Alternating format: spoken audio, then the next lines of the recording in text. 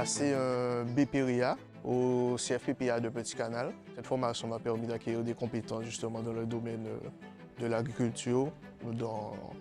Donc ça, connaître son sol, savoir quoi planter sur son sol et pas planter ce qu'on veut sur un sol.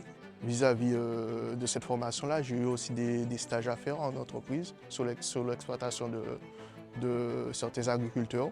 Donc on voit un peu comment ils fonctionnent et on se fait un peu plus une idée de ce qu'on va faire plus tard et ce qu'on ne veut pas faire plus tard. Si on t'explique tout ce qu'il faut t'expliquer, comment les plantes évoluent, surtout la fleur spontanée à ne pas couper. Ça c'est très important. Il ne suffit pas de déboiser ça ne sert à rien. Après c'est tout ce qui est plus la gestion de l'entreprise. Donc là c'est plus des choses que j'ai apprises, que je ne connaissais pas trop. Tout ce qui est des statuts juridiques, etc. pour ouvrir son entreprise, la comptabilité. Donc voilà, ces choses-là, c'est des choses que la formation m'a vraiment apporté là-dedans.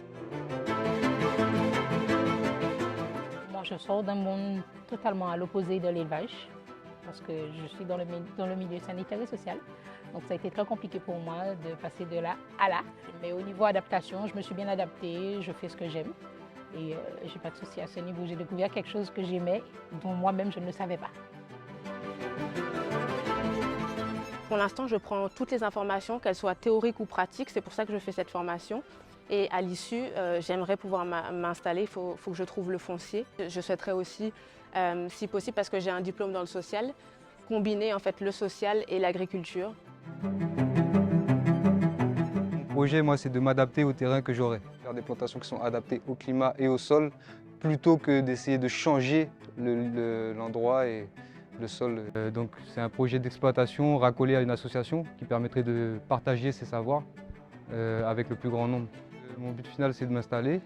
Donc j'aimerais bien faire une exploitation sous la forme du jardin créole, aussi jardin Calignago, mais remis au goût du jour avec les techniques actuelles. L'environnement, parfois, il évolue.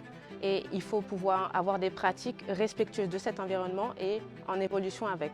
Donc par exemple, lorsqu'on sait que les produits phytosanitaires ont un impact sur l'environnement dans l'eau et aussi dans le sol, eh bien, il faudrait peut-être essayer de voir, d'éviter d'utiliser ce genre de produits.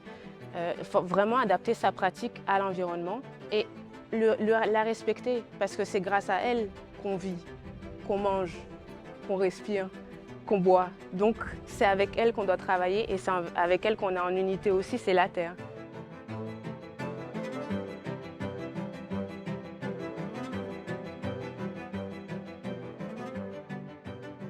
On apprend beaucoup tout ce qui est du fonctionnement du sol, qui est la base en fait de l'agriculture. C'est la base même. D'ailleurs c'est la base de toute chose, c'est la fondation, c'est le sol. Je veux aucun produit chimique, j'aimerais faire aussi des stages puisque j'ai droit à des stages dans la formation sur les abeilles.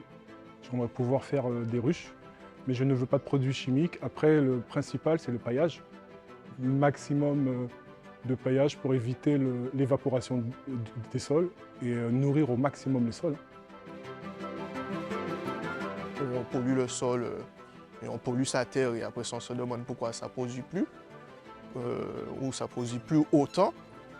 Donc moi, c'est aller vers le bio, essayer de voir quel procédé, quelle alternative on a vis-à-vis de ça.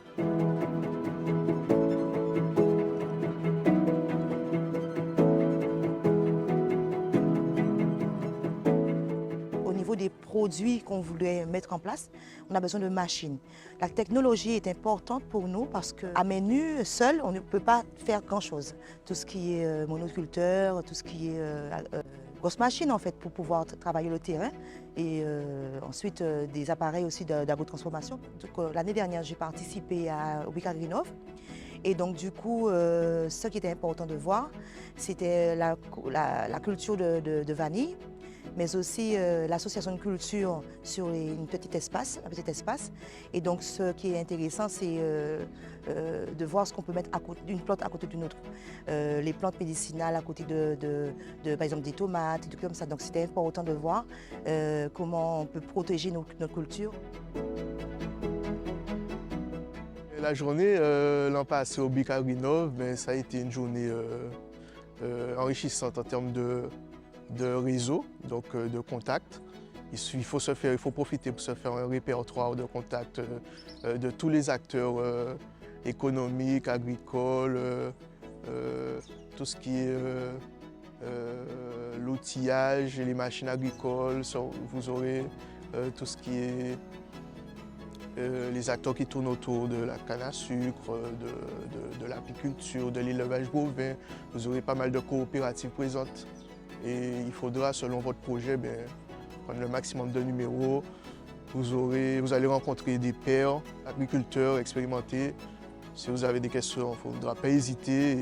Et voilà. Donc, ce qu'il faut retenir, c'est profiter pour se faire un réseau pour l'avenir. Quand j'ai été il y a 2 ans, j'ai été pour 2 choses. C'était pour l'élevage bovin et porcin, au niveau de l'alimentation et la conduite d'élevage. J'ai appris beaucoup. De cette journée, j'attends aussi à ce qu'il y ait un petit peu plus de partenaires qui viennent pour pouvoir nous instruire et nous apprendre aussi le métier, puisqu'on débute, donc on ne connaît rien. Nous sommes des pages blanches. Et au niveau aussi des personnes qui occupent les stands, qui soient un petit peu plus ouverts. On ne leur demande pas de raconter leurs secrets, mais on leur demande de nous apprendre, de nous transmettre au moins le minimum qu'on puisse pouvoir démarrer. Que ce soit un petit peu plus riche. Nourrir mes animaux sans produits transformés, que produits que je prends sur mon terrain, pour pouvoir valoriser et mes produits et les animaux. Le principal enjeu pour un agriculteur lors d'aujourd'hui, c'est le foncier. Dire que quand on n'a pas de foncier à la base, c'est pas évident de se lancer. Maintenant, il y a d'autres alternatives. On peut louer, on peut acheter, on peut aussi essayer de trouver des compromis avec les personnes qui nous louent les terrains. Et voilà, mais je ne compte pas que pour le foncier pour m'installer. Plus on est spécialisé dans sa culture, plus c'est compliqué parce que, bon, par exemple, j'ai des collègues qui font de la vanille. Donc là, il faut des terres particulières. Si tu fais dans le sous-bois, donc à la limite dans les grands fonds ou à basse terre, mais c'est compliqué. Mais les enjeux, c'est surtout de s'installer, de se battre pour pouvoir avoir sa propre parcelle et pour élever ses animaux, tout en sachant que les denrées alimentaires actuellement sont très chères.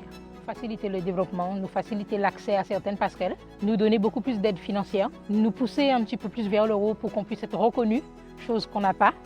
C'est difficile pour nous, jeunes agriculteurs qui démarrons, de se faire insérer, surtout quand on a déjà un gros panel qui est déjà derrière.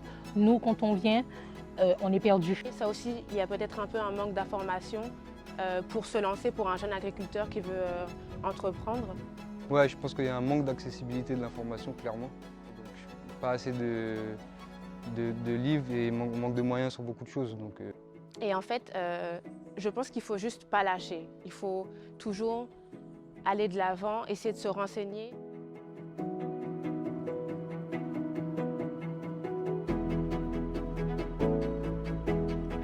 Bika Greenov, on d'autres ballons pour l'agriculture.